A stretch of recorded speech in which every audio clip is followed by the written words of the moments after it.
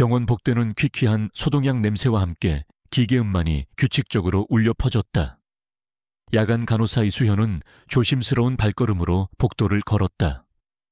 그녀의 어깨는 늘 조금 움츠러들어 있었고 눈빛은 깊은 호수처럼 고요했다. 수줍음 많고 말이 없는 성격 탓에 동료들과 살갑게 어울리지는 못했지만 환자들을 대할 때만큼은 누구보다 진심이었다. 특히 임종을 앞둔 환자들 앞에서 그녀는 알 수 없는 용기와 따뜻함을 발휘했다. 그녀의 나지막하고 부드러운 목소리는 죽음의 문턱에 선 이들에게 마지막 위안을 주었다. 그날 밤 수연은 VIP 병동의 한 병실로 향했다. 그곳에는 거대한 기업의 총수이자 수많은 사람들의 존경과 두려움을 동시에 받았던 최 회장이 누워 있었다.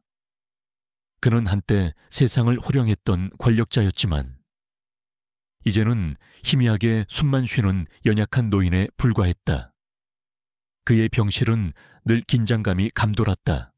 경호원들이 삼엄하게 지키고 있었고 그의 아들인 최강우는 매일 밤 병실을 찾아와 냉정하고 이성적인 눈빛으로 아버지를 지켜보았다. 간구는 아버지의 뒤를 이어 기업을 이끄는 젊은 거물이었다. 그의 얼굴에는 감정이라곤 찾아볼 수 없었다. 수현은 최 회장의 병실 문을 열고 들어섰다. 병실 안은 어두웠고 희미한 조명만이 침대를 비추고 있었다. 최 회장의 숨소리는 더욱 가늘어졌고 그의 생명은 마치 꺼져가는 촛불처럼 위태로웠다. 수현은 익숙하게 그의 활력 징후를 확인하고 필요한 약물을 투여했다. 그녀의 손길은 부드럽고 섬세했다. 최 회장의 침대 옆에는 작은 녹음기가 놓여 있었다. 간구가 아버지의 마지막 순간을 기록하기 위해 설치해 둔 것이었다. 간구는 아버지의 병세가 악화될수록 더욱 냉철하게 기록에 집착했다. 그것이 그의 방식이었다. 그는 감정적인 동요를 허락하지 않았다. 수현은 최 회장의 차가운 손을 잡았다. 그의 피부는 종이장처럼 얇았고 손등에는 검버섯이 가득했다. 그의 손은 한때 세상을 쥐락펴락했던 권력자의 손이었지만 이제는 그저 힘없는 노인의 손일 뿐이었다. 수연은 최 회장의 눈을 바라보았다. 그의 눈은 이미 희미한 빛만을 담고 있었지만 그 안에는 알 수 없는 후회와 쓸쓸함이 담겨 있는 듯했다. 수연은 조용히 입을 열었다. 그녀의 목소리는 차분하고 부드러웠다. 회장님, 편안하신가요? 제가 옆에 있으니 아무 걱정 마세요. 그녀는 최 회장의 손을 부드럽게 쓰다듬었다. 저는 이수연 간호사입니다. 밤새 회장님 곁을 지켜드릴게요. 최 회장은 미동도 하지 않았다. 그의 숨소리만이 희미하게 들려왔다. 수연은 계속해서 조용히 이야기했다. 마치 자장가를 불러주는 것처럼. 회장님, 혹시 보고 싶은 분 있으세요? 아니면 듣고 싶은 노래라도 있으세요? 제가 불러드릴까요? 그녀는 잠시 망설이다가 아주 작은 목소리로 노래를 흥얼거렸다. 어릴 적 어머니가 불러주시던 자장가였다. 멜로디는 단순했지만 그 속에는 따뜻한 사랑과 평온함이 담겨 있었다. 수연은 노래를 부르면서 최 회장의 얼굴을 물끄러미 바라보았다. 그의 표정은 미세하게 변하는 듯했다. 마치 오랜 시간 잊고 지냈던 어떤 감정을 떠올리는 것처럼 그 순간 병실 밖 복도에는 최강우가 서 있었다. 그는 아버지의 병세가 위독하다는 연락을 받고 급히 병원으로 달려온 참이었다. 그는 병실 문을 열려다가 안에서 들려오는 희미한 노랫소리에 멈춰 섰다. 낯선 여자의 목소리였다. 그의 아버지를 돌보는 야간 간호사일 터였다.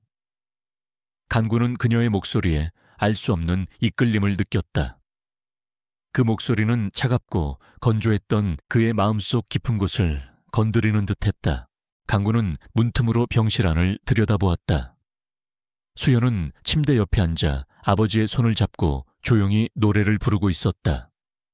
그녀의 얼굴은 평온했고 그녀의 눈빛은 따뜻했다.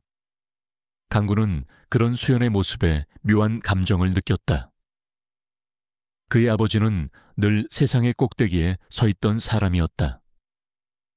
강구는 아버지에게서 사랑이나 따뜻함 같은 감정을 느껴본 적이 없었다.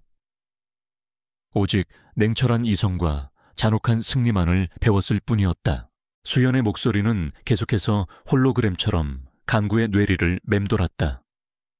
그 목소리는 왠지 모르게 익숙했다. 아주 오래전 그의 기억 저편에 숨겨져 있던 어떤 멜로디와 겹쳐지는 듯했다. 어머니의 목소리. 그의 어머니는 피아니스트였다. 늘 아름다운 멜로디를 연주하며 그를 재워주곤 했다. 하지만 어머니는 강구가 어릴 적 사고로 돌아가셨고 그는 어머니에 대한 기억을 애써 지우며 살아왔다. 수연의 목소리는 강우의 차가운 이성을 흔들었다. 그의 심장은 고통스럽게 쿵쾅거렸다. 그는 어머니의 얼굴을 떠올리려 했지만 기억은 흐릿했다.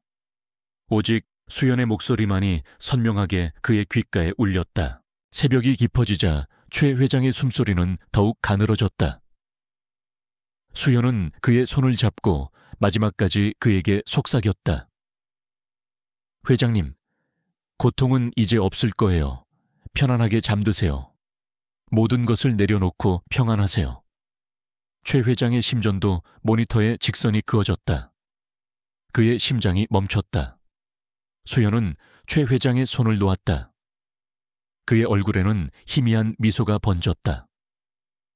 마치 오랜 고통에서 벗어나 드디어 평안을 찾은 듯한 표정이었다.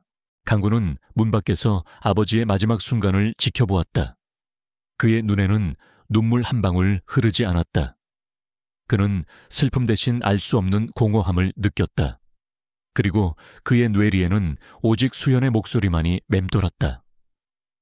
그 목소리는 아버지의 마지막 순간을 위로했을 뿐만 아니라 강구의 굳게 닫힌 마음속 상처를 건드리는 듯했다. 장례식이 끝나고 최 회장의 유언장이 공개되었다. 그의 모든 재산은 강구에게 상속되었고 DK그룹의 총수자리 역시 강구에게 넘어갔다. 강구는 명실상부한 재계의 거물이 되었지만 그의 마음은 여전히 공허했다. 그는 수연의 목소리를 잊을 수 없었다. 그 목소리는 그에게 어떤 숙제처럼 남아있었다. 강구는 수연을 찾아 나섰다. 그녀의 이름은 이수연, 야간 간호사. 그는 비서실장에게 이수연 간호사에 대한 모든 정보를 수집하라고 지시했다. 그의 마음속에서는 단순한 호기심이 아니라 알 수 없는 이끌림이 피어오르고 있었다. 어쩌면 수연의 목소리가 그에게 잃어버린 과거의 진실을 찾아줄지도 모른다는 희미한 희망과 함께 최강우는 이수연 간호사의 목소리를 잊을 수 없었다. 아버지의 장례식이 끝나고 그룹의 총수 자리에 올랐지만 그의 마음은 공허함과 함께 설명할 수 없는 끌림으로 가득했다. 수연의 목소리는 그의 오랜 기억 속에 묻혀있던 어떤 멜로디를 건드리는 듯했다. 그것은 바로 어린 시절 어머니가 연주해 주시던 피아노 선율이었다. 간구는 비서실장에게 이수연에 대한 모든 정보를 수집하라고 지시했다. 하지만 수연은 병원을 그만두고 홀연히 사라진 뒤였다. 그녀의 행방은 묘연했고 간구는 그녀를 찾기 위해 DK그룹의 정보망을 총동원했다. 그의 마음속에는 단순한 호기심을 넘어선 강한 집착이 피어오르고 있었다. 어쩌면 수연의 목소리가 잃어버린 어머니의 기억, 그리고 더 나아가 가족의 비극에 대한 실마리를 쥐고 있을지도 모른다는 희미한 예감 때문이었다.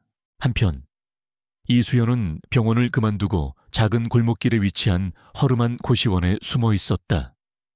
그녀의 삶은 늘 불안정하고 가난했다. 아픈 어머니의 병원비와 생활비를 감당하기 위해 밤낮으로 일했지만 늘 빚에 시달렸다. 병원을 그만둔 것도 병원 내에서 도는 이상한 소문과 최 회장님의 아들이 자신을 찾는다는 소식 때문이었다. 그녀는 자신의 평범한 삶이 거대한 그림자에 휩쓸릴까 두려웠다. 수현은 낡은 휴대폰으로 어머니에게 전화를 걸었다. 엄마, 저 괜찮아요. 잘 지내고 있어요. 걱정하지 마세요. 그녀는 애써 밝은 목소리를 냈지만 어머니의 병세는 점점 더 악화되고 있었다. 수연은 어머니의 병원비를 마련하기 위해 뭐든 해야 했다. 그녀는 도시의 밤거리를 헤매며 새로운 일자리를 찾아다녔다. 그녀의 눈은 피로로 붉게 충혈되어 있었지만 포기할 수 없었다. 그때 그녀의 눈에 익숙한 뒷모습이 들어왔다. 최강우였다. 그는 자신을 쫓고 있었다. 수연은 황급히 몸을 숨겼다. 그녀는 강구에게서 알 수 없는 위압감을 느꼈다. 그가 왜 자신을 그토록 찾아 헤매는 걸까? 수연은 강구를 피해 좁은 골목길을 이리저리 뛰어다녔다. 그녀는 도망치다 지쳐 낡은 건물 뒤편에 웅크리고 앉았다. 그때 그녀의 발치에서 희미한 움직임이 느껴졌다. 한 마리 개였다. 마르고 털도 듬성듬성했지만 녀석의 눈빛은 슬픔과 함께 알 수 없는 지혜를 담고 있는 듯했다. 녀석은 수연을 올려다보더니 이내 그녀의 손을 핥았다. 녀석의 따뜻한 온기가 수연의 불안한 마음을 진정시켜 주었다. 수연은 녀석에게 구름이라는 이름을 붙여주었다. 녀석은 마치 구름처럼 자유롭게 떠도는 영혼 같았고 동시에 그녀의 곁에 머무는 따뜻한 존재였다. 한편 최강우는 수연을 찾는 데 어려움을 겪고 있었다. 그녀는 마치 그림자처럼 사라져버렸다. 간구는 그녀의 흔적을 쫓는 동안 아버지의 오랜 비서였던 박민재 부사장에게서 수상한 낌새를 느꼈다. 민재는 최 회장의 최측근으로 그룹 내에서 막강한 영향력을 행사하고 있었다. 강구는 그를 신뢰했지만 민재의 눈빛에는 알 수 없는 야심이 서려 있었다. 민재는 강구에게 수연을 찾는 것을 멈추고 그룹 경영에 집중하라고 조언했다. 강구 대표님, 지금은 회장님의 유산을 정리하고 그룹을 안정시키는 것이 우선입니다. 일가의 간호사에게 신경 쓸 여유가 없습니다. 그의 목소리는 부드러웠지만 그 속에는 강한 견제가 담겨 있었다. 강구는 민재의 말에서 알 수 없는 위화감을 느꼈다. 민재는 왜 수연에게 그토록 신경을 쓰는 걸까? 강구는 민재를 의심하기 시작했다. 그는 비서실장에게 민재의 과거 행적과 최 회장의 마지막 비서 기록을 비밀리에 조사하라고 지시했다. 특히 최 회장의 병실에 설치된 녹음 파일들을 다시 한번 확인하도록 했다. 며칠 후 비서실장은 최 회장의 마지막 녹음 파일을 간구에게 전달했다. 간구는 파일을 재생했다. 그 안에는 최 회장의 희미한 숨소리와 함께 수연의 따뜻한 목소리가 담겨 있었다. 그리고 그 목소리 사이에서 희미하게 들려오는 아버지의 유언과 알 수 없는 잡음이 있었다. 민재, 내 아내, 내 아들을 지켜줘. 최 회장의 희미한 목소리가 들렸다. 그리고 이어서 들려오는 알 수 없는 삐걱거리는 소리, 그리고 짧은 비명소리. 강구는 소름이 돋았다. 이것은 단순한 잡음이 아니었다. 마치 무언가 깨지는 소리 같았다. 강구는 녹음 파일을 분석 전문가에게 맡겼다. 분석 결과 녹음 파일 속 잡음은 누군가가 녹음기를 조작하려 했던 흔적임이 밝혀졌다. 그리고 그 잡음 사이에서 희미하게 들리는 목소리는 박민재의 목소리였다. 회장님, 그건 안 됩니다. 회장님의 명예에 흠집이 갈 겁니다. 강구의 심장은 격렬하게 뛰었다. 박민재가 아버지의 죽음과 관련이 있을지도 모른다는 섬뜩한 예감이 들었다. 아버지의 유언, 내 아내, 내 아들을 지켜줘는 무엇을 의미하는 것일까? 그리고 그 사이에 민재의 목소리가 들린다는 것은 강구는 민재가 아버지의 죽음을 조작했거나 아니면 아버지의 어떤 비밀을 숨기고 있다는 것을 직감했다. 그는 어머니의 죽음에 대한 기억을 다시 한번 떠올렸다. 어머니는 피아니스트였다. 늘 아름다운 멜로디를 연주하며 그를 재워주곤 했다. 하지만 어머니는 강구가 어릴 적 사고로 돌아가셨고 그는 어머니에 대한 기억을 애써 지우며 살아왔다. 강구는 어머니의 죽음 또한 단순한 사고가 아닐 수 있다는 의심을 품기 시작했다. 강구는 비서실장에게 어머니의 유품과 관련된 모든 자료를 찾아오라고 지시했다. 특히 어머니의 마지막 연주곡, 그리고 그녀가 남긴 모든 기록을 찾아오도록 했다. 강구는 수연의 목소리가 어머니의 멜로디와 겹쳐졌던 이유를 알아야 했다. 수연은 길거리에서 구름이와 함께 힘든 나날을 보내고 있었다. 그녀는 어머니의 병원비를 마련하기 위해 온갖 허드렛일을 마다하지 않았다. 그때 그녀의 앞에 낡은 승용차 한 대가 멈춰 섰다. 차 안에서는 박민재가 내렸다. 그의 얼굴에는 부드러운 미소가 걸려 있었지만 수연은 그에게서 알 수 없는 불길함을 느꼈다. 이수연 씨, 강구 대표님께서 당신을 찾고 있습니다. 저희 그룹에서 당신에게 간호사 자리를 제안하고 싶어 합니다. 강구 대표님의 개인 간호사 말입니다. 민재의 목소리는 친절했지만 그 속에는 숨겨진 의도가 있는 듯했다. 수연은 민재의 제안에 당황했다. 최강우가 자신을 찾고 있었다니. 그녀는 거절하려 했지만 민재는 은근히 그녀를 압박했다. 어려운 상황이신 것 같더군요. 아픈 어머니의 병원비도 만만치 않을 텐데. 강구 대표님의 제안을 받아들이면 모든 문제가 해결될 겁니다. 민재는 수연의 약점을 정확히 꿰뚫고 있었다.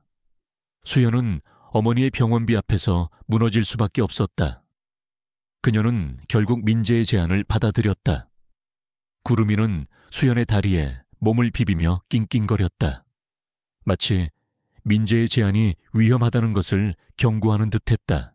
수현은 강구의 개인 간호사가 되어 그의 저택으로 들어갔다.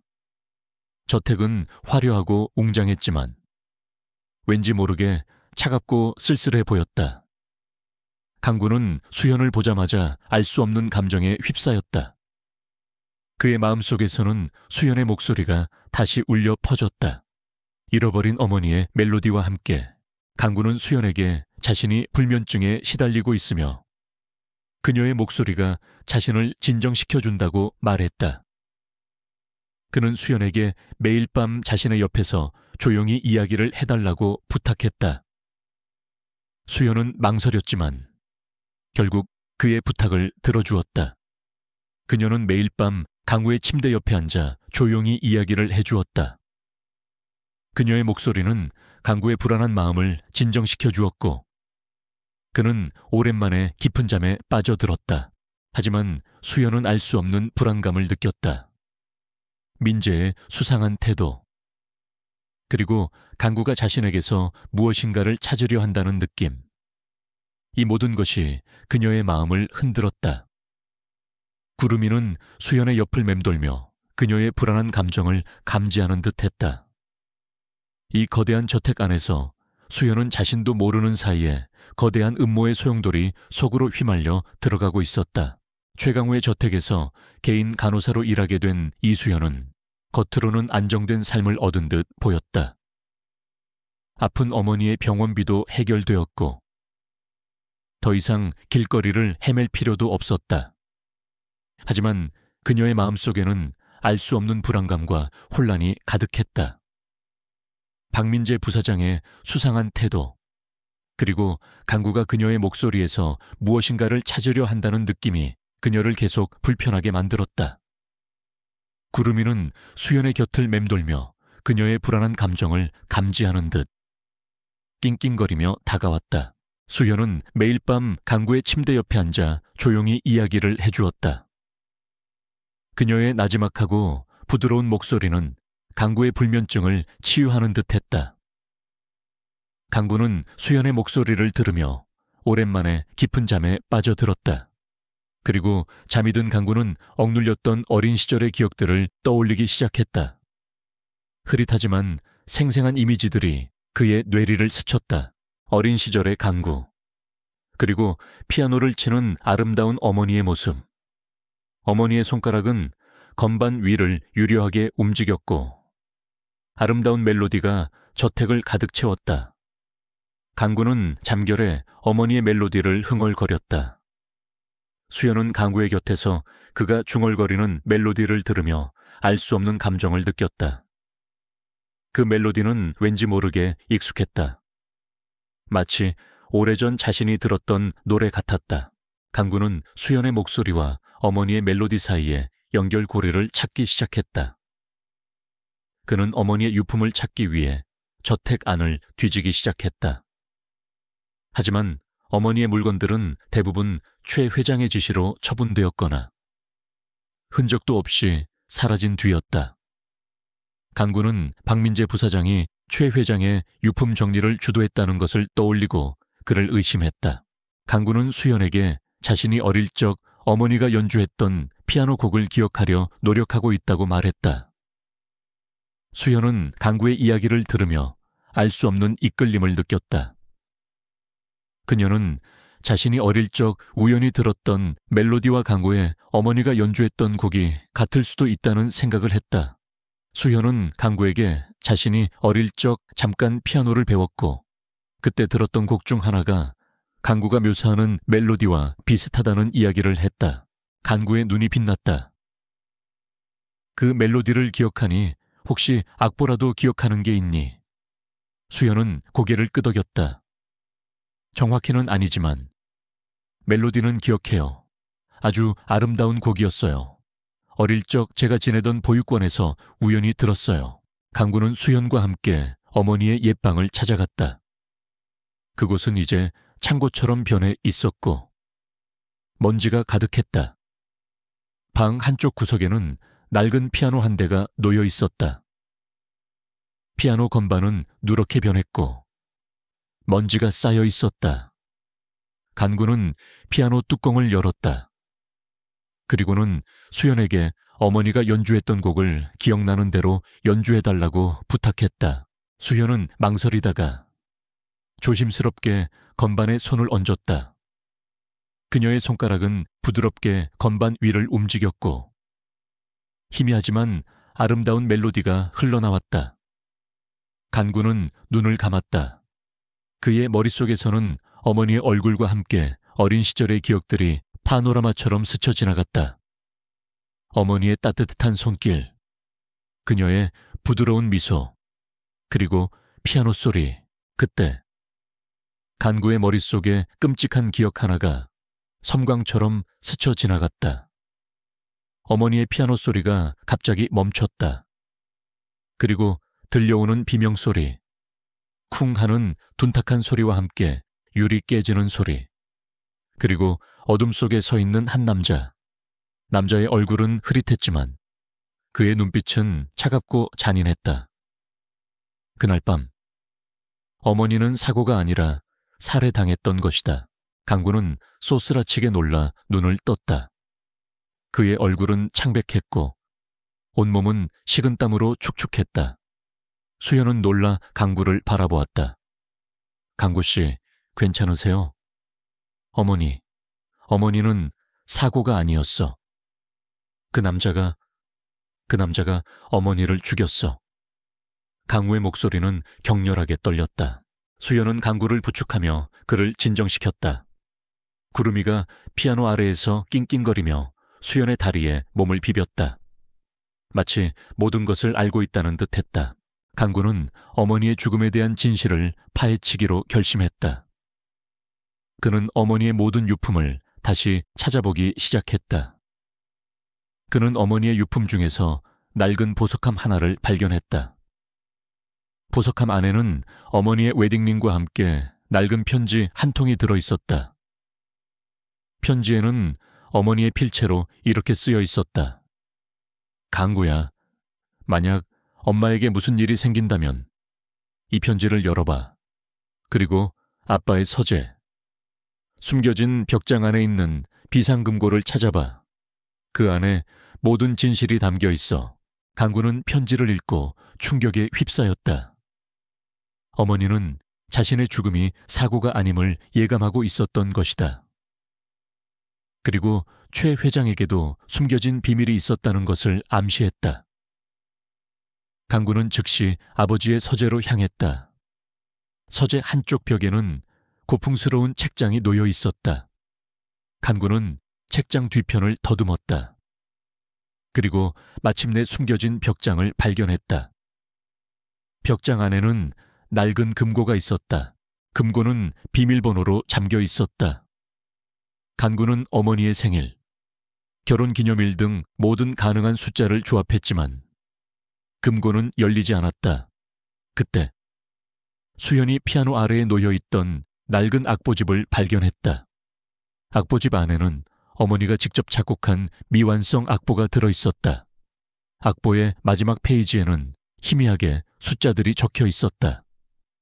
어머니가 남긴 암호였다. 수연은 악보에 적힌 숫자들이 금고 비밀번호일 것이라고 직감했다. 그녀는 숫자들을 조합하여 금고에 입력했다.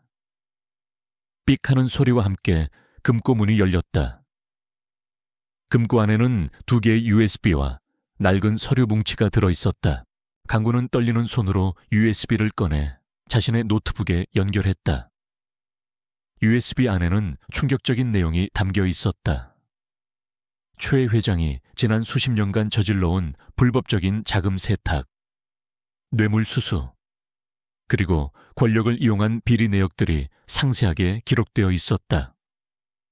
그리고 그 모든 비리의 중심에는 박민재 부사장이 있었다. 박민재는 최 회장의 지시를 받아 모든 검은 거래를 주도해왔던 것이다. 가장 충격적인 것은 또 다른 영상 파일이었다. 영상 속에는 젊은 박민재가 최 회장과 함께 강구의 어머니를 협박하는 모습이 담겨 있었다. 강구의 어머니는 최 회장과 박민재의 비리를 우연히 알게 되었고 그것을 세상에 폭로하려 했던 것이다. 영상 속에서 박민재는 강구의 어머니에게 소리치고 있었다. 여사님, 회장님의 명예를 더럽히지 마십시오. 이 모든 것을 폭로하면 당신의 아들도 무사하지 못할 겁니다. 강구의 어머니는 끝까지 진실을 밝히려 노력했지만 결국 박민재의 손에 의해 추락사했다.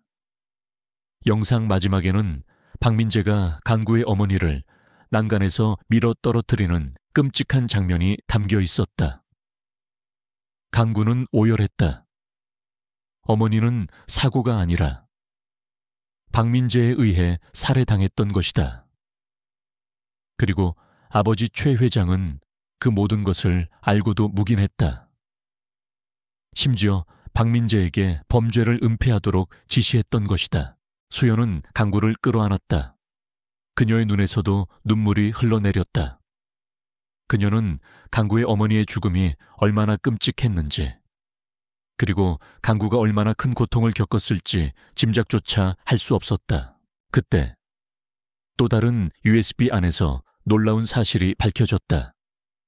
그 안에는 강구의 어머니가 남긴 또 다른 기록이 있었다.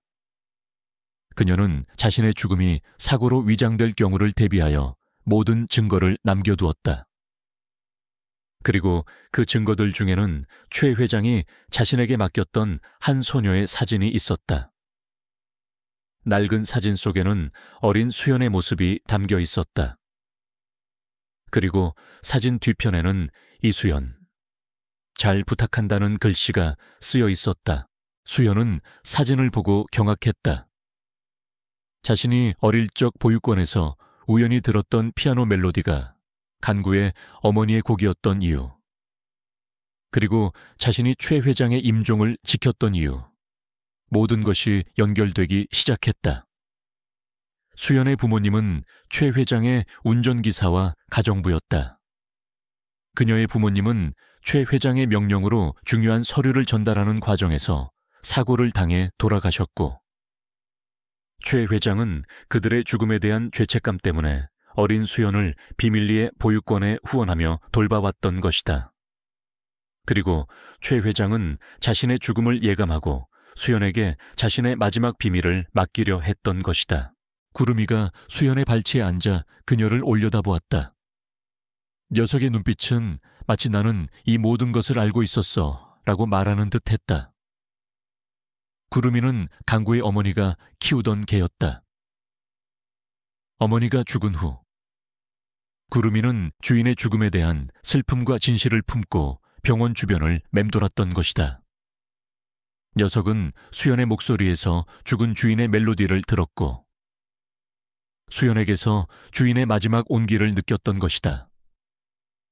구름이는 이 모든 비극에 침묵하는 증인이자 강구의 어머니가 남긴 마지막 선물이었다. 강구와 수연은 서로를 바라보았다. 그들은 자신들의 삶이 알 수 없는 운명으로 얽혀 있었음을 깨달았다. 강구는 어머니의 죽음과 아버지의 비밀, 그리고 박민재의 악행을 밝혀내기 위해, 수연은 자신의 부모님의 죽음과 최 회장의 마지막 유언을 완성하기 위해 힘을 합치기로 했다. 이제 그들은 거대한 어둠에 맞설 준비를 마쳤다. 그들의 앞에는 상상 이상의 위험과 진실이 기다리고 있었다. 최강우와 이수연은 각자의 비극이 박민재 부사장과 최 회장의 어두운 비밀로 얽혀 있음을 알게 되자 더 이상 물러설 곳이 없었다. 간구는 어머니의 억울한 죽음을 밝히고 아버지의 명예를 되찾기 위해, 수연은 자신의 부모님 죽음에 얽힌 진실과 최 회장의 마지막 염원을 이루기 위해 힘을 합치기로 했다. 구름이는 이 모든 과정의 시작부터 함께하며 그들의 침묵하는 조력자가 되어 주었다. 간구는 자신의 모든 권력과 자원을 동원하여 박민재 부사장을 조사하기 시작했다. 그는 비서실장에게 박민재의 모든 자금 흐름과 인맥, 그리고 과거 행적을 철저히 파헤치라고 지시했다.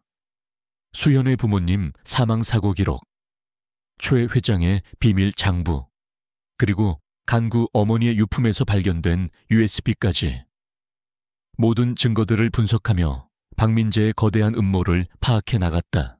박민재는 최 회장의 오랜 오른팔이자 최측근이었기에 그의 흔적을 찾는 것은 쉽지 않았다.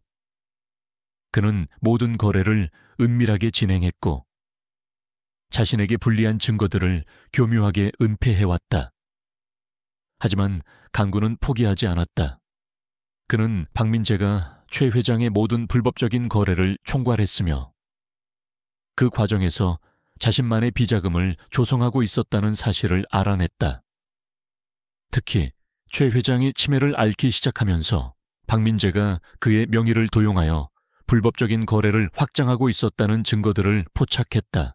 한편 수연은 간구 어머니의 유품에서 발견된 미완성 악보를 다시 살펴보았다. 악보에는 멜로디와 함께 알 수 없는 기호들이 적혀 있었다.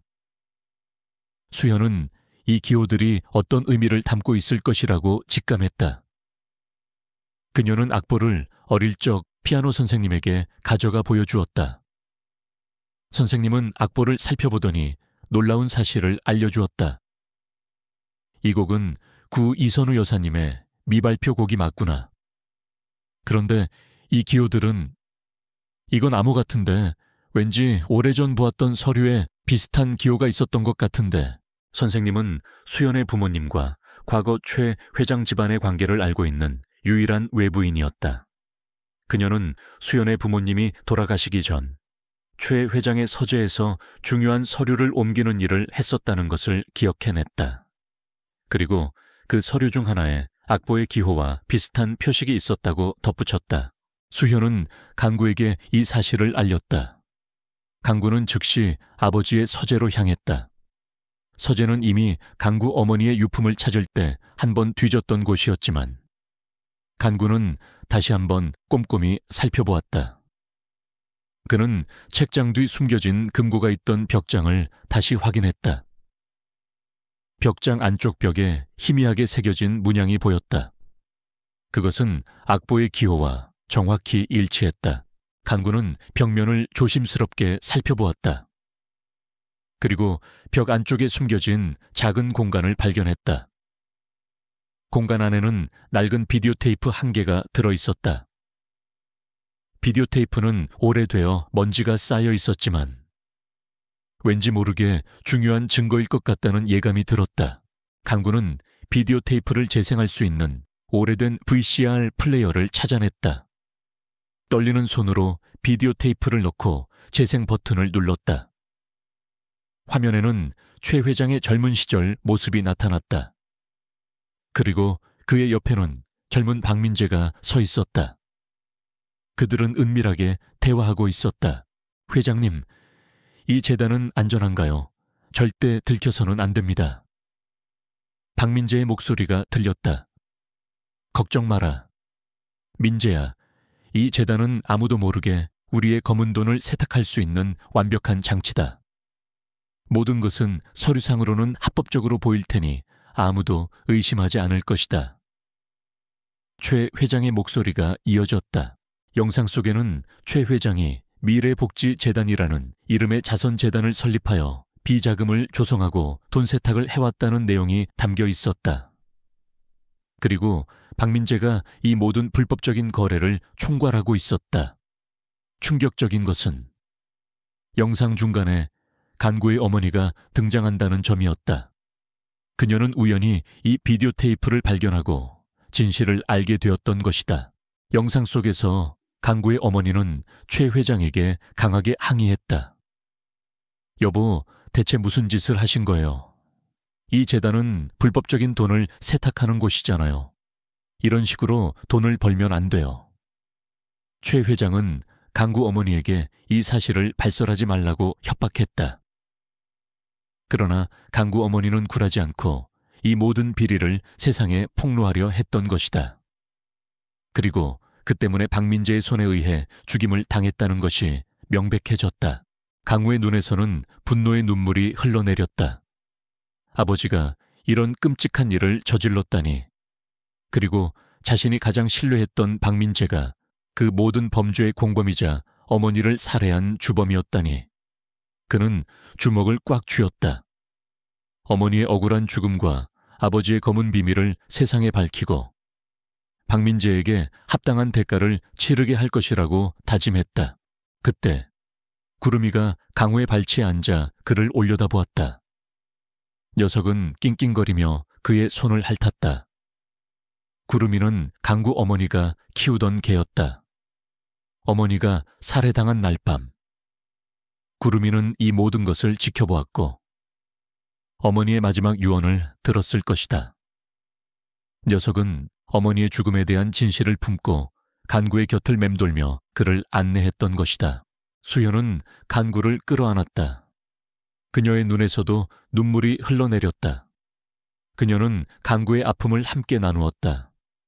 간구 씨, 우리는 함께 이 모든 것을 밝혀낼 수 있어요.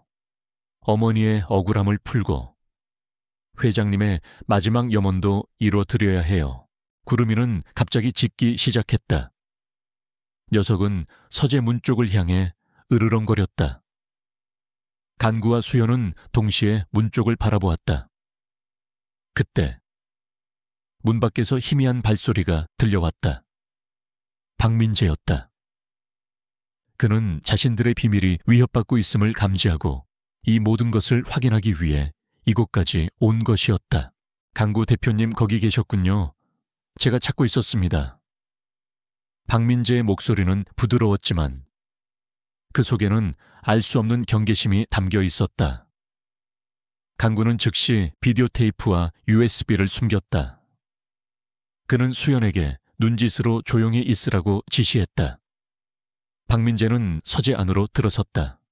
그의 눈빛은 날카롭게 주변을 훑었다. 무엇을 보고 계셨습니까? 혹시 회장님의 유품이라도 발견하신 겁니까? 간구는 침착하게 말했다. 아니요, 부사장님, 그저 오래된 서재를 정리하고 있었습니다. 혹시 필요한 서류라도 있으십니까? 박민재는 간구의 표정을 의심스럽게 살폈다. 그의 눈빛은 서재 안을 이리저리 훑었다. 그의 시선이 구름이에게 멈췄다. 구름이는 박민재를 향해 으르렁거렸다. 저게는 뭡니까? 이 집에서 기르던 개는 아닌 것 같은데.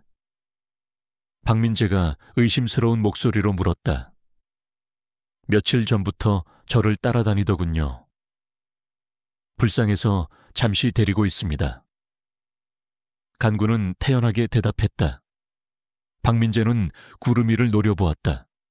왠지 모르게 저 개가 모든 것을 알고 있다는 듯한 불길한 예감이 들었다. 박민재는 더 이상 의심을 품지 않는 듯 서재를 나섰다.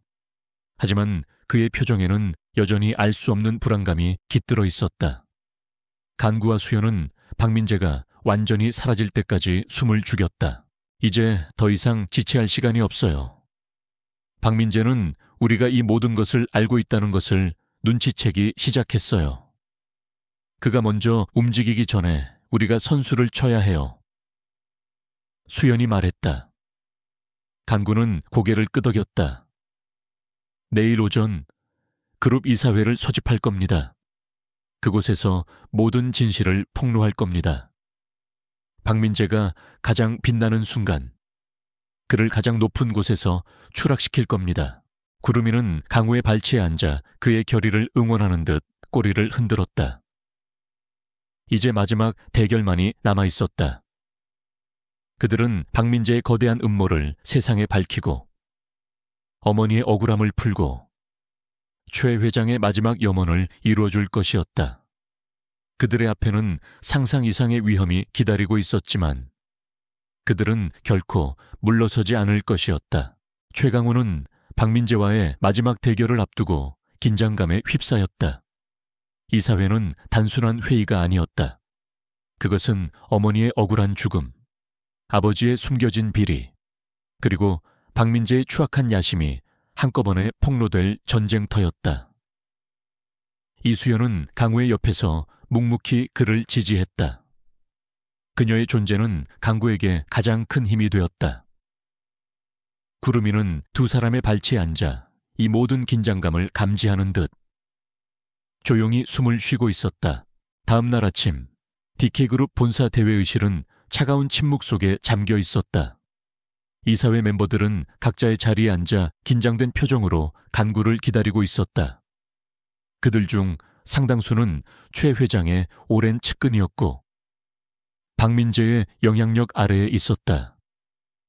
간구는 이들에게서 신뢰를 얻는 것이 아니라 진실을 밝히는 것이 중요하다고 생각했다. 간구가 회의실 문을 열고 들어서자 모든 시선이 그에게로 향했다. 그의 얼굴은 차가웠지만 눈빛은 흔들림 없었다. 박민재는 간구의 반대편에 앉아 여유로운 미소를 띠고 있었다. 그는 자신이 모든 것을 통제하고 있다고 믿었다. 오늘 이사회는 중요한 안건을 다룰 것입니다. 간구는 차분하고 단호한 목소리로 말했다. 그의 목소리는 회의실 안에 울려 퍼졌다. 박민재 부사장과 관련된 중대한 비리 및 살인 사건에 대한 진실입니다. 회의실 안은 순식간에 술렁거렸다. 박민재의 얼굴에서 미소가 사라졌다. 그는 강우의 말이 단순한 허풍이 아님을 직감했다.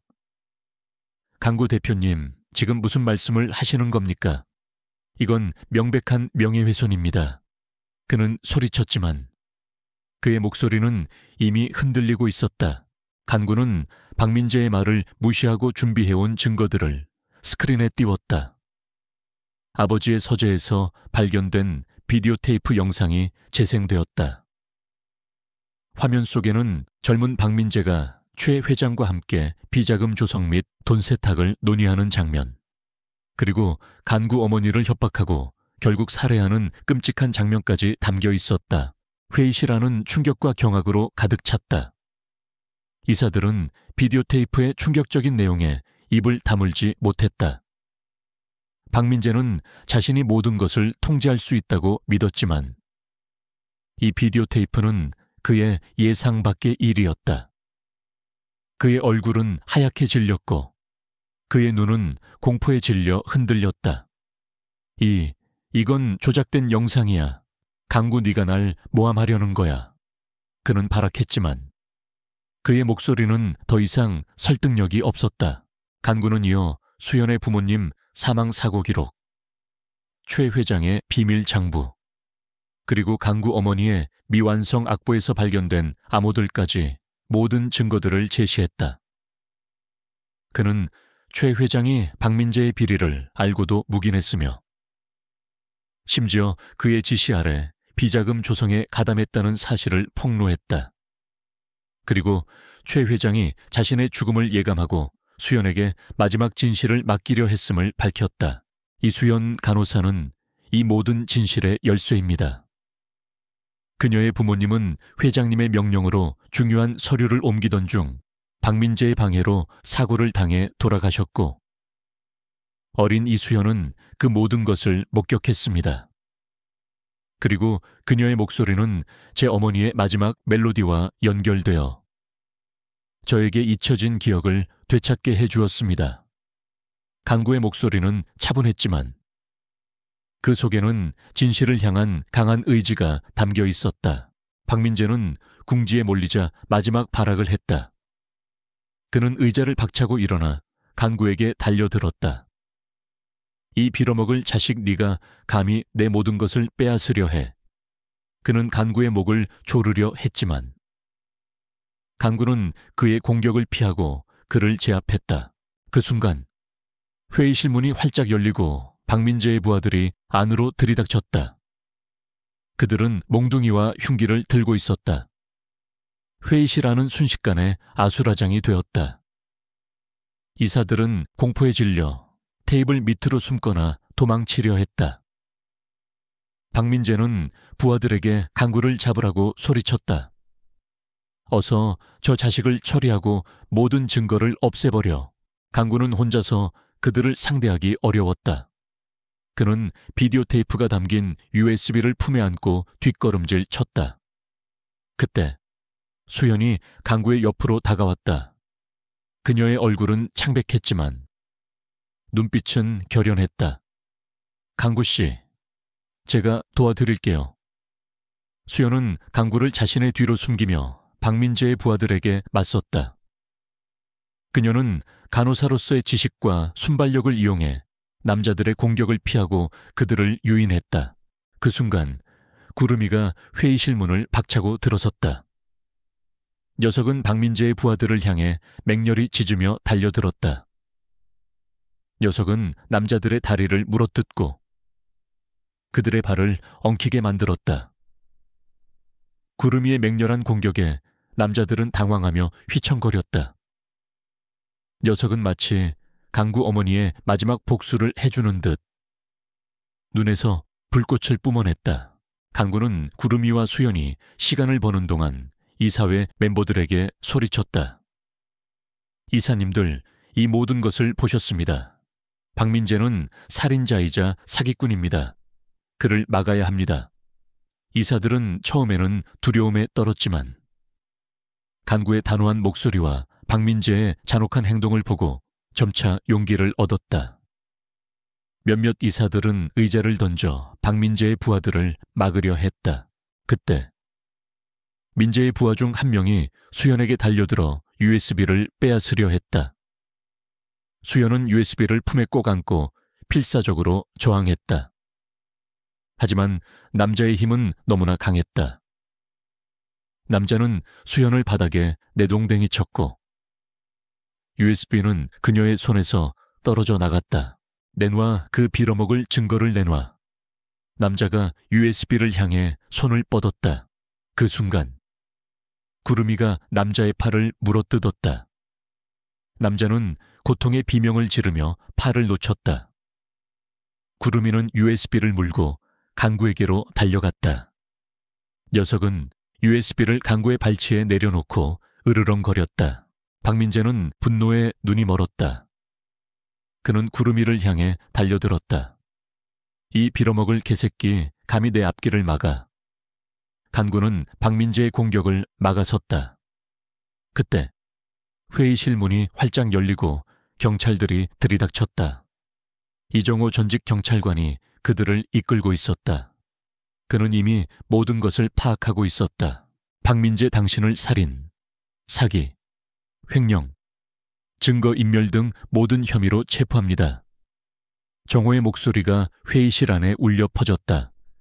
박민재의 얼굴은 절망감으로 일그러졌다. 그는 체념한 듯 무릎을 꿇었다.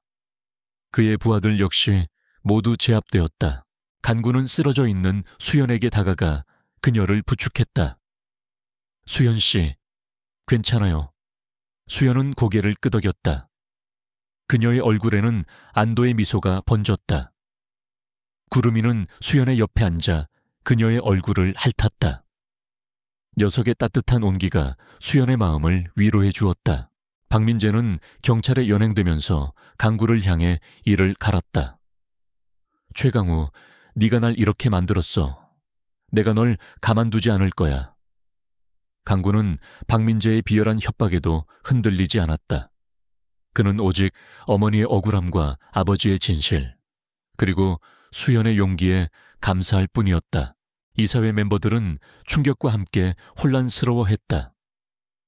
그들은 자신들이 그동안 얼마나 큰 죄악을 묵인해왔는지 깨달았다. 강구는 이사들에게 단호하게 말했다. 이제 DK그룹은 새롭게 태어날 것입니다. 투명하고 윤리적인 경영을 통해 세상에 기여하는 기업이 될 것입니다. 정호는 강구에게 다가와 어깨를 두드렸다. 강 대표님, 수고하셨습니다. 이제 모든 진실이 밝혀졌으니 강 회장님께서도 편히 잠드실 수 있을 겁니다. 강구는 고개를 끄덕였다. 그의 눈가에는 희미한 눈물이 맺혔다. 그는 어머니의 억울함을 풀었고 아버지의 마지막 염원을 이루어 주었다. 그리고 그 과정에서 수연이라는 소중한 사람을 얻었다. 구름이는 그들의 곁에서 충직하게 꼬리를 흔들었다. 이제 모든 어둠이 걷히고 새로운 시작의 빛이 비추기 시작했다. 강태식의 비밀 아지트에서 벌어진 대결은 마침내 모든 진실의 서막을 열었다. 이준호의 낡은 설계 도면 조각, 박지영이 지켜낸 USB와 김석진의 다이어리, 그리고 다리에 침묵하는 증언까지 모든 것이 강태식의 거대한 거짓말을 산산조각냈다. 경찰은 강태식을 현장에서 체포했고 그의 부하들 역시 모두 연행되었다. 김석진은 강태식의 멱살을 잡은 채 오랫동안 울음을 터뜨렸다. 그의 눈에는 아버지의 억울한 죽음을 향한 슬픔과 자신이 엉뚱한 사람을 미워했다는 죄책감이 뒤섞여 있었다. 병원으로 옮겨진 이준호는 응급처치를 받고 안정을 되찾았다. 그의 몸에는 수많은 상처가 있었지만 그의 얼굴에는 오랜 고통에서 벗어난 듯한 희미한 평온이 깃들어 있었다. 박지영은 준호의 옆을 지켰고 다리는 준호의 침대 아래에 웅크리고 앉아 있었다. 녀석의 존재는 준호에게 가장 큰 위안이 되었다. 경찰 조사가 시작되자 강태식은 모든 혐의를 부인하며 발악했다. 그는 자신의 막강한 권력과 변호사들을 동원하여 진실을 은폐하려 했다. 하지만 이준호와 박지영, 최민혁, 그리고 김석진의 증언은 너무나 명백했다. 특히 이준호가 남긴 설계 도면 조각과 다리가 발견한 USB, 그리고 김석진 아버지의 다이어리는 강태식의 죄를 입증할 결정적인 증거가 되었다. 최민혁 기자는 강태식의 체포 소식을 세상에 알렸다. 그의 기사는 큰 반향을 일으켰고 밀레니엄 타워 붕괴 사고의 숨겨진 진실이 만천에 드러났다. 언론과 시민들은 강태식의 탐욕과 잔혹함에 분노했고 이준호의 억울한 사연에 깊이 공감했다. 여론은 강태식에게 불리하게 돌아섰고 그의 몰락은 시간 문제였다. 김석진은 경찰 조사에서 자신의 아버지가 밀레니엄 타워 사고의 비리를 폭로하려다가 강태식에게 살해당했음을 진술했다. 그는 강태식이 자신의 아버지에게 네가 입을 다물지 않으면 가족 모두가 죽을 것이라고 협박했다는 사실도 털어놓았다. 석진의 진술은 강태식이 수많은 사람들을 희생시키면서까지 자신의 비리를 숨기려 했다는 것을 명백히 보여주었다. 강태식은 법정에 섰지만 여전히 자신의 혐의를 부인하며 오만하게 행동했다. 그는 이준호를 향해 비열한 눈빛을 보냈고 김석진의 증언을 조작된 것이라며 비난했다. 하지만 준호는 흔들리지 않았다. 그는 차분하게 증언했고 그의 목소리에는 단호함이 깃들어 있었다. 저는 그날 강태식 사장에게 수없이 경고했습니다. 부실 자재를 사용하면 건물이 무너질 것이라고요. 하지만 그는 제 말을 무시하고 공사를 강행했습니다. 그리고 사고가 나자 저에게 모든 책임을 전가하고 저의 아내와 딸의 죽음까지 이용했습니다. 저는 더 이상 숨지 않을 것입니다. 그날의 진실을 세상에 밝힐 것입니다. 준호의 증언은 법정을 숙연하게 만들었다. 박지영은 방청석에 앉아 눈물을 흘렸다. 그녀는 준호의 억울함과 고통을 누구보다 잘 알고 있었다. 다리는 지영의 발치에 엎드려 조용히 숨을 쉬었다. 녀석은 준호의 억울함을 알고 있다는 듯 그의 목소리에 귀를 기울였다. 강태식의 변호사는 준호의 증언을 흔들기 위해 온갖 수단을 동원했지만 소용없었다. 민혁 기자가 추가로 확보한 강태식의 불법 자금 흐름과 관련 업체들과의 검은 거래 내역은 그의 죄를 더욱 명백하게 만들었다. 강태식은 더 이상 도망칠 곳이 없었다. 그의 얼굴은 절망감으로 일그러졌고 그의 눈빛은 초점을 잃었다. 최종 판결의 날, 법정은 발디딜 틈이 없었다. 많은 사람들이 이 사건의 결말을 지켜보기 위해 모였다. 재판장은 엄숙한 표정으로 판결을 낭독했다. 강태식에게는 살인교사, 사기, 횡령, 그리고 증거인멸 등 모든 혐의에 대해 유죄가 선고되었다. 그는 무기징역을 선고받았고 그의 재산은 모두 몰수되었다. 그의 죄를 도왔던 부하들 역시 모두 중형을 선고받았다. 판결이 내려지자 법정 안에서는 작은 탄성이 터져 나왔다. 정의가 실현된 순간이었다. 이준호는 박지영의 손을 잡았다. 그의 얼굴에는 희미한 미소가 번졌다. 김석진은 방청석에서 눈물을 흘리며 고개를 떨구었다. 그의 아버지의 억울함이 드디어 풀렸다. 법정을 나서는 준호에게 수많은 기자들이 몰려들었다. 그들은 준호에게 질문을 쏟아냈지만 준호는 묵묵히 그들을 지나쳤다. 그는 더 이상 세상의 시선에 흔들리지 않았다. 그의 옆에는 지영과 다리가 든든하게 서 있었다. 이제 다 끝났어요. 이준호 씨, 당신은 다시 새로운 삶을 시작할 수 있어요. 지영이 준호의 손을 잡고 말했다. 준호는 지영의 손을 꼭 잡았다. 그의 눈빛에는 지영에 대한 깊은 감사와 함께 미래에 대한 희망이 담겨 있었다. 다리는 준호와 지영의 발치에 앉아 꼬리를 흔들었다. 녀석의 존재는 그들에게 가장 큰 선물이었다. 그날 밤 준호는 지영의 오피스텔에서 오랜만에 깊은 잠에 빠졌다. 더 이상 악몽이 그를 괴롭히지 않았다. 그의 옆에는 다리가 웅크리고 있었고 그의 마음은 평온했다.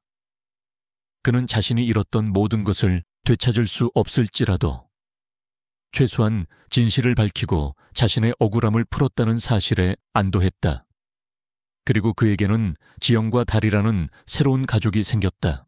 차가운 콘크리트 바닥에서 시작된 이준호의 비극은 마침내 박지영의 따뜻한 손길, 최민혁 기자의 펜, 그리고 충직한 다리의 존재로 인해 정의의 빛을 보게 되었다.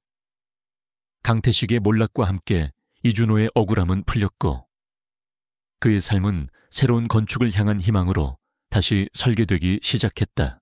재판이 끝난 후 이준호는 세상의 시선에서 벗어나 조용히 회복의 시간을 가졌다. 그는 더 이상 과거의 그림자에 갇혀 있지 않았다. 지영은 그의 곁에서 한결같은 지지와 사랑을 보내주었고 다리는 그림자처럼 준호의 옆을 지켰다. 준호는 다리의 존재가 자신에게 얼마나 큰 위안과 힘이 되는지 깨달았다. 녀석의 맹렬한 눈빛과 한결같은 충성심은 준호의 얼어붙었던 마음을 완전히 녹여주었다. 김석진은 자신의 아버지를 죽음으로 몰아넣은 진짜 범인이 강태식이라는 사실을 받아들이는 데 시간이 걸렸다.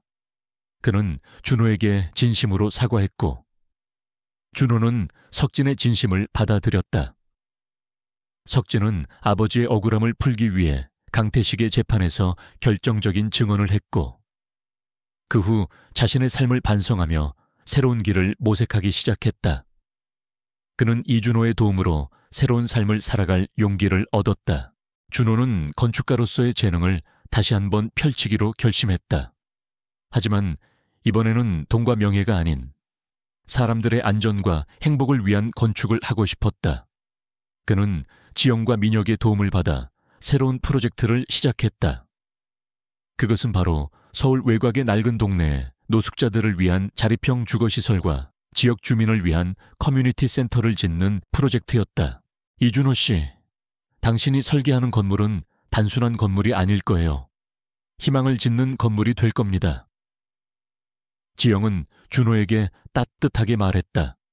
준호는 지영의 말에 고개를 끄덕였다. 그의 얼굴에는 오랜만에 진심 어린 미소가 번졌다. 이제 더 이상 아무도 차가운 길거리에서 고통받지 않도록 따뜻한 보금자리를 만들어주고 싶어요. 이곳은 저에게 다시 시작할 수 있는 기회를 준 곳이니까요. 최민혁 기자는 이준호의 새로운 도전을 세상에 알리는 기사를 썼다. 그의 기사는 많은 사람들에게 감동을 주었고 프로젝트를 후원하겠다는 문의가 빗발쳤다. 수많은 사람들이 이준호의 새로운 건축에 동참하고 싶어 했다. 그는 더 이상 살인자 건축가가 아니었다. 그는 희망을 짓는 건축가로 다시 태어났다. 다리는 이 프로젝트의 첫 번째 거주자가 되었다. 준호는 다리를 위해 작은 집을 만들어 주었고 다리는 준호의 새로운 작업실을 지켰다. 녀석은 준호가 설계 도면을 그릴 때마다 옆에 앉아 조용히 그를 지켜보았다. 마치 준호의 새로운 시작을 응원하는 듯 했다. 시간이 흘러 노숙자 자립형 주거시설과 커뮤니티 센터가 완공되었다. 준호는 완공된 건물을 보며 감격했다. 그의 눈에서는 뜨거운 눈물이 흘러내렸다. 건물의 외관은 소박했지만 그 안에는 따뜻한 온기와 희망이 가득했다. 노숙자들은 그곳에서 새로운 삶을 시작할 수 있었고 지역 주민들은 커뮤니티 센터에서 서로 소통하며 활기를 되찾았다. 김석진은 이 프로젝트에 자원봉사자로 참여했다. 그는 과거 자신이 이준호에게 했던 폭행을 반성하며 그들을 돕는 일에 진심으로 헌신했다. 그는 이제 더 이상 증오에 사로잡힌 젊은 경비원이 아니었다. 그는 자신의 아버지가 원했던 정의와 진실을 위해 살아가는 진정한 사람이 되었다. 어느 맑은 날, 준호는 지영과 다리와 함께 자신이 설계한 건물 옥상에 올랐다. 옥상에서는 따뜻한 햇살이 그들을 감쌌다. 아래로는 노숙자들과 주민들이 함께 어울려 웃고 떠드는 모습이 보였다. 그들의 얼굴에는 행복과 평온이 가득했다. 이 모든 게 당신 덕분이에요. 박지영 씨, 당신이 저에게 손을 내밀지 않았다면 저는 여전히 어둠 속에 갇혀 있었을 거예요. 준호가 지영의 손을 잡고 말했다. 지영은 준호의 손을 꼭 잡았다. 아니요, 당신의 강인함과 다리의 용기가 있었기에 가능한 일이었어요. 다리는 준호와 지영의 발치에 앉아 꼬리를 흔들었다. 녀석의 눈빛은 마치 우리가 함께 만들었어 라고 말하는 듯했다. 준호는 다리의 머리를 쓰다듬었다. 노숙자를 경비원에게 쫓겨 맞았을 때, 그리고 관리인이 그 노숙자를 도왔을 때 시작된 이야기는 이제 한 남자의 잃어버린 삶을 되찾고 공동체를 위한 새로운 희망을 건설하는 아름다운 이야기로 마무리되었다. 준호는 더 이상 과거에 얽매이지 않았다. 그의 삶은 이제 새로운 건축, 즉 사람들의 삶을 짓고 희망을 설계하는 데 바쳐질 것이었다. 그의 곁에는 항상 그를 지지하고 사랑해주는 지영과 그림자처럼 함께하는 충직한 다리가 있었다.